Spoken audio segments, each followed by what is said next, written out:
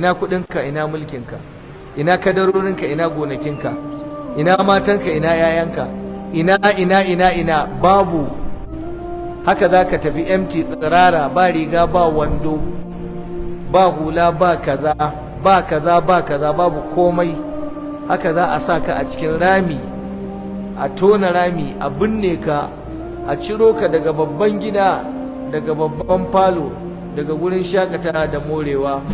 Haka duniya take, kana cikin morewa, kana cikin tsakiyar jin daɗi da shakatawa, sai a ciro ka daga wannan babban gida da kake zama a ciki. Nan kusa ba nesa bane wannan bayanin da nake maka, wallahi.